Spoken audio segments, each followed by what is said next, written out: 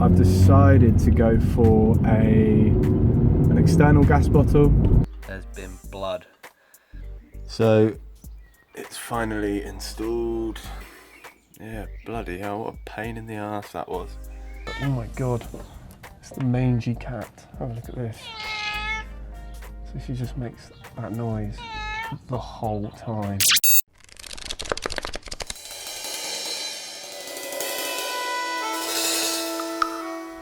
So I've decided to go for an external gas bottle, a 25 litre LPG tank that sits on the underside of the vehicle.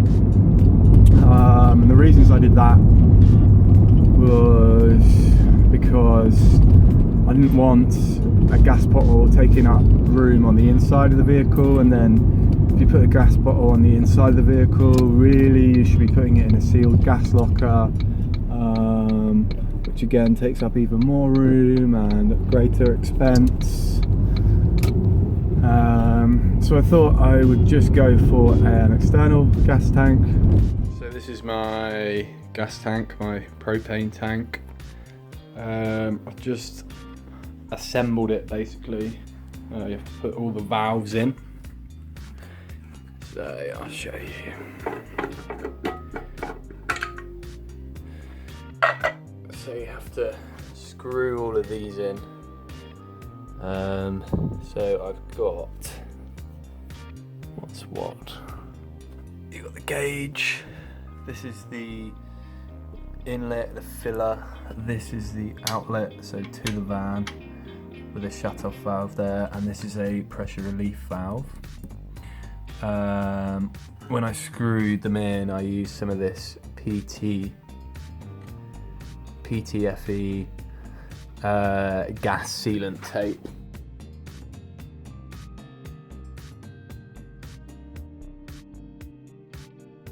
So that just seals the threads.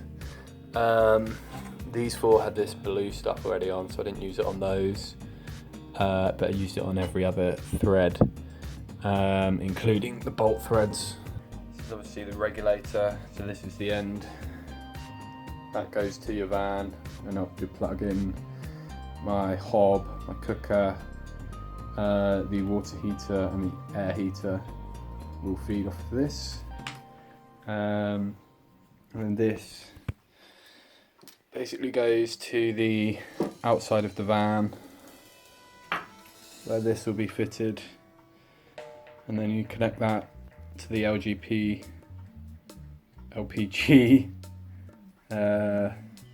pumps at the gas station. It came with these brackets. I put those on. The brackets had to be set so that the tank would be, so the valves on the tank would be 105 degrees from top dead center of the tank. So I just made up a little paper protractor and drew on where top dead center was, and drew on where 105 degrees was, or where the valves were, and then marked that onto the bracket and where the center top of the bracket was, and lined it all up, and hopefully that should work. Last night I took up a section of the flooring because I'm basically going to stick 4 bolts straight through the floor of the van, which will secure the tank to the floor of the van. So I obviously don't want bolts sticking up through the live flooring, because where the tank's going to be situated, which is just in between the box of the exhaust and the handbrake mechanism, there's like a void of free space between 2 ribs in the chassis floor, and where that corresponds to inside the van is basically in the middle of the living area. So I've taken the flooring up, the ply and the vinyl tiles which are stuck to the ply, they just came straight up, all as one piece. So I've obviously got to avoid that rib, and try and line it up. So I've just stuck 2 bits of tape on the side here, and then I know that here, that's 16 inches from there to here, so I'll measure 16 inches in from this side, and that's where the tank can start. So that's the plan.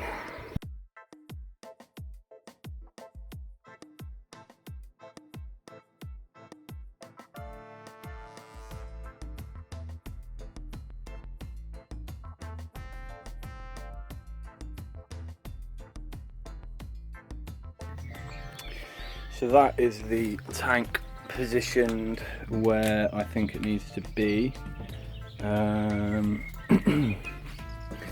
Positioned it so that the brackets are sat on on this side of the van is the sort of dips in the flooring that I filled with the insulation. That's so that hopefully the bolt head will sit sort of level with the raised sections or the raised ribs in the flooring. So I've just positioned the brackets so that they are both sitting within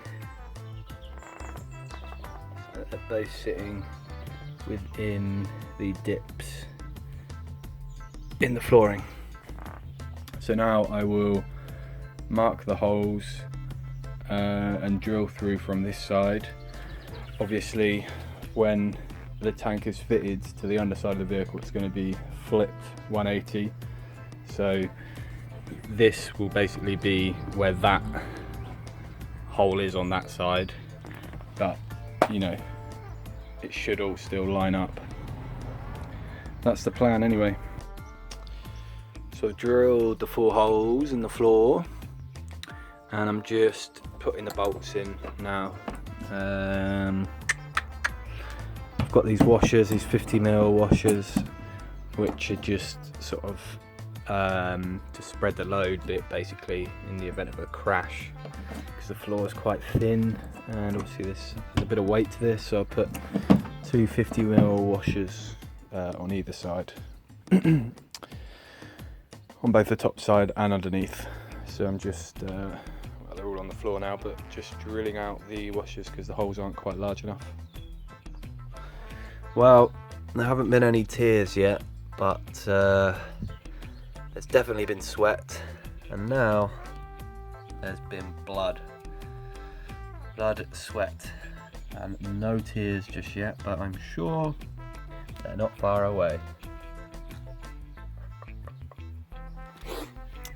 So very nearly forgot to fit this heat shield. I was just about to start screwing the tank to the van and then remembered, so I'm going to screw that in, and I'm basically going to have it so that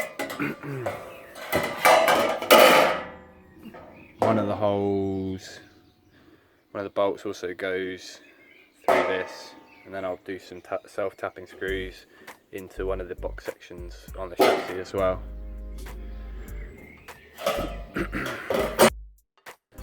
So I've got one of the 2 brackets in place. You can just see over there, a heat shield on, which has all been a massive pain in the arse to do. And now I'm going to actually try and fit the tank.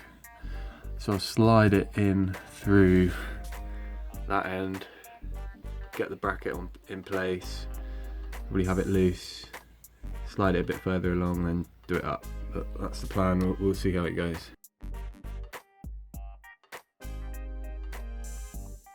You're trying to do the bolts up. There's only me. I haven't got a glamorous assistant, unfortunately, or an ugly assistant, or just any kind of assistant. So you know, I'm holding one bolt or the nut underneath the van and then the other hand I've got my hand on the ratchet trying to do the bolt up. So luckily I've got long arms and you know, just about managed to reach. but God, it's a pain in the arse, and I've like strained all the muscles in my neck. And yeah, got to get out again and get another screw, and I really just can't be bothered.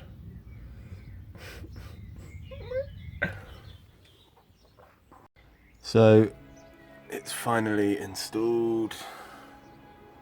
There's the bracket that goes through the floor, one at the other end that you can kind of see.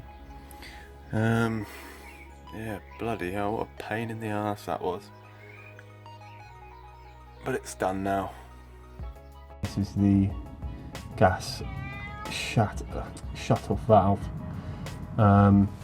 Did read somewhere that you're supposed to shut that whenever you're not using it, so that means whenever you want to use your gas, you've got to take that plate off, crawl underneath your van and turn that. So that is not practical, so I'll have to come up with another solution.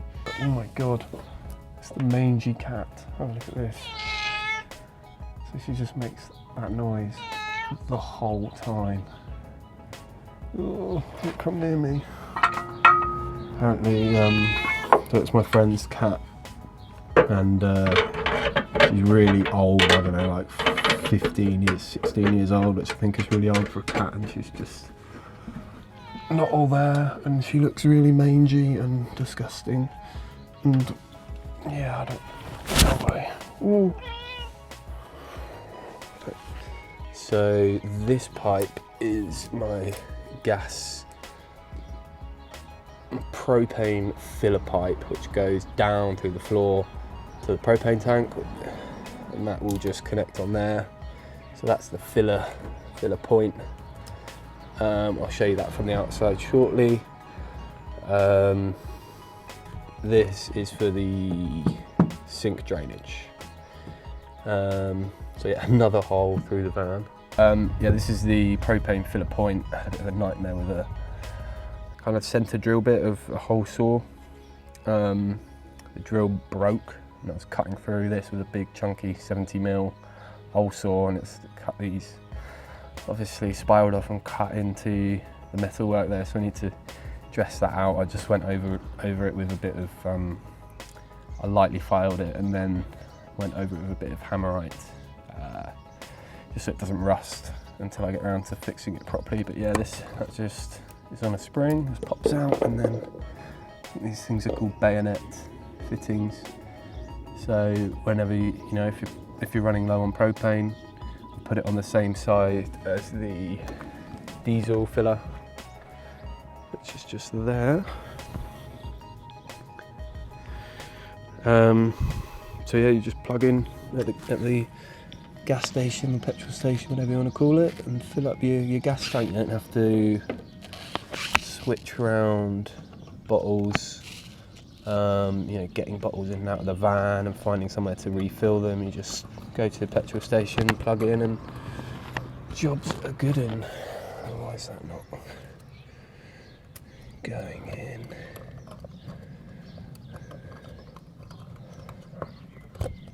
There we go.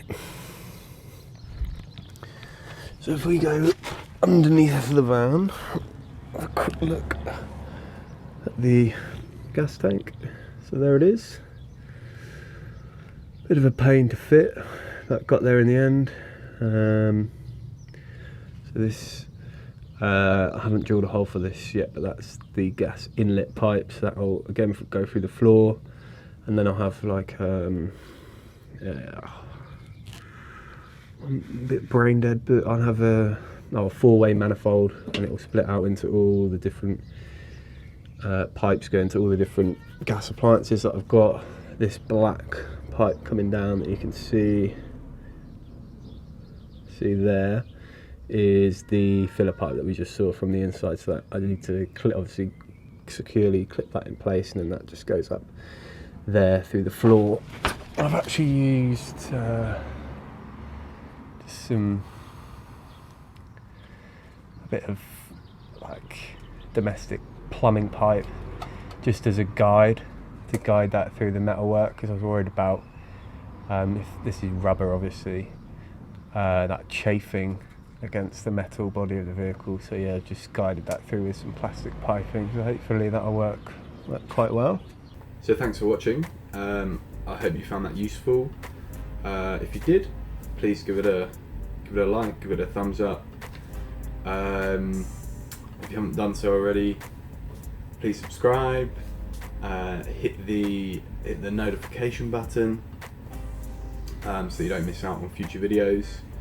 I know I haven't uploaded a video in a while. I've just been too busy. It's too much work to kind of be flat out on the van, doing as much as I can, and then also editing videos at the same time. So I've just decided when I'm at home working on the van, I'll just take the footage, save it all up, and then when I go away with work, which is where I am now, I will do the editing.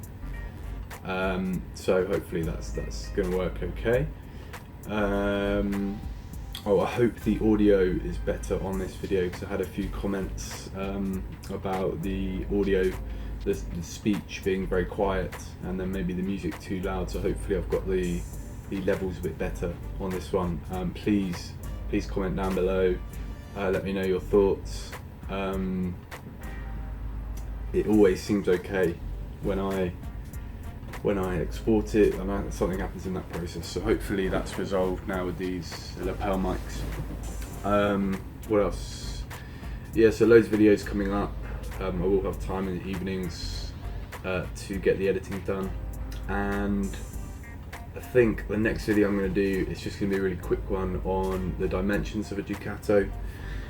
I had a few comments about the height and width, so I just want to really clear that up and just show you guys how much insulation I've used and how that's affected the height and head clearance and everything in the van. So yeah, I think I'll do that one next. Thanks for watching, guys. Cheers.